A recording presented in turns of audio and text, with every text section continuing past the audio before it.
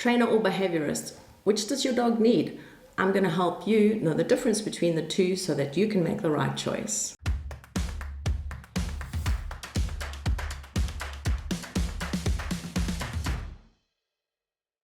In a nutshell, the difference is a dog trainer teaches the owner how to get the dog to perform specific exercises, whereas a behaviorist helps the owner to modify the dog's behavior in particular contexts or situations. So if I want to teach my dog to walk nicely on a lead, to sit, to lie down, to stay on command, I'm going to be looking for the services of a trainer.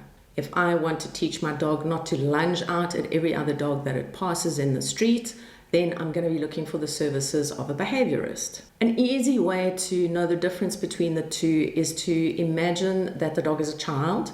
If you are sending them to normal school to learn how to do maths or to read or to write, they're going to have a normal teacher, right? Which would be a trainer. If, however, the child has a habit of setting things on fire in the house, we don't expect a normal teacher to be able to address that, and that's where we would get a behaviorist in.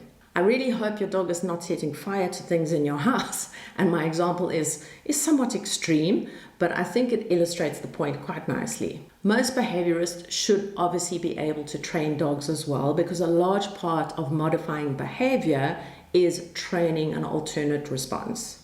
So now you know the difference between a trainer and behaviorist and which one's appropriate for your dog. How do you choose one? Your best friend in all of this is going to be asking people for their experiences. So chat to people in your neighborhood, friends, families. Ask your vet for a referral as well. They'll have a good idea of which trainers are in the area and exactly what type of services they provide and how they would be able to help you. Of course, you can also Google a trainer to find one near your area, see if they've got testimonials. Also go along and take a look at the facility. If a trainer or behaviorist is not prepared for you to come and have a look at their facility, that's a giant red flag. Then there's absolutely no reason that you should be going there. They should be transparent. They should be quite happy for anybody to come down at pretty much any time and check things out. Obviously, don't take your dog when you're going to scope things out. That's not really fair to the trainer or behaviorist, because that just adds another whole new variable into whatever work they might be doing, and yeah, that's a little bit unfair. But there should be no restrictions or limitations on you being able to go and observe them at work, because after all, you would like to see exactly what it is that they do and how they do it before you commit to any kind of training program with them. This brings me to another question that a lot of people have: and should my trainer or behaviorist have any qualifications? The dog training and behavior industry, pretty much by and large across the world, is completely unregulated. And what that means is that you do not have to have a particular qualification in order to operate as a dog trainer or a dog behaviorist. Most professional qualifications or certifications are voluntary, and you can see how this unfortunately opens the door for people who may have great intentions, but they don't have the technical knowledge or the technical savvy. But it's quite feasible for them to set up shop and just operate business as usual. Having said that, though, I don't want to create the impression that unless a trainer or behaviorist has a string of qualifications and letters behind their name, they're nonsense or they're useless. Quite the contrary. In my experience, my 30 years in this industry, I've come across some trainers and behaviorists that are absolutely brilliant, but they do not have one formal qualification, which is a pity because it kind of shoots the whole system in the foot, but that's the truth of it. And then, to be brutally and painfully honest, I've also come across other trainers and behaviorists that have got every single qualification under the sun that you think, wow, this person must surely know it all, and they're really bad.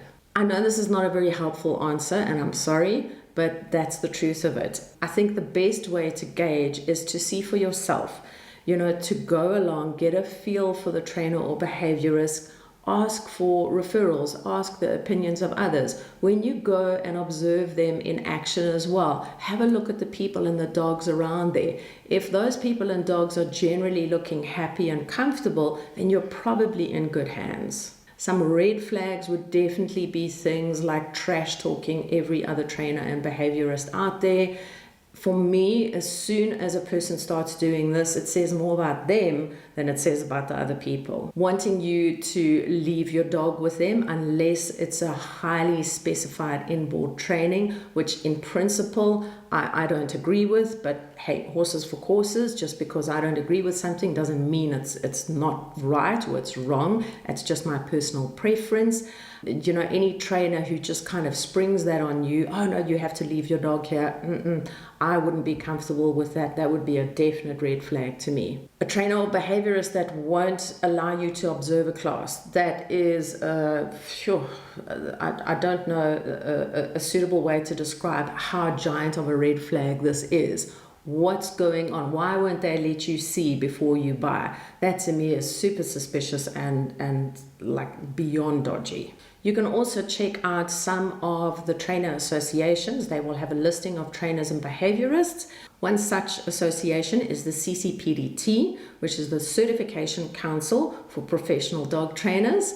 They do an international certification program for trainers and behaviorists.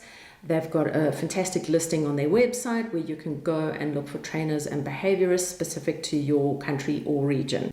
As part of their certification process, they also insist on ongoing education for the trainers and the behaviorists, which I think is really important. This is such a dynamic field and stuff is changing all the time. And it's really valuable to the end user of the product to have a professional that stays current and abreast with all of the new developments and happenings in this field. When I was shopping around for a certification that I felt was going to be rigorous and one that I would be very proud to have, the CCPDT's certification process impressed me the most.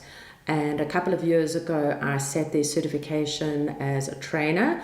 Was a pretty challenging exam, I'm not going to lie, but I was very happy to say that I passed that and was listed as a trainer. Your certification is only valid for a set period of time, and when mine came up for renewal, I thought, you know what, let me sit the behaviorist certification, which I did a couple of months ago, and wow, that was, those exams where halfway through you think, this is just not happening. It was one of those exams, but I must say I was very, very happy to see that I passed. Did better than I expected, to be honest.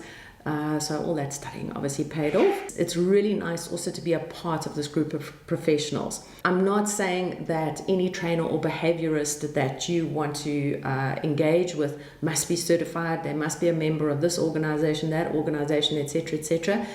It's just that when the trainer or behaviorist you're working with is certified and they are a member of a professional organization, it gives you an added level of assurance. It gives you an added level of comfort and security in your choice, and not to mention you've got some comeback in case anything goes wrong. So there you have my quick overview of the difference between a trainer and behaviorist and how to choose a trainer or behaviorist for you and your dog.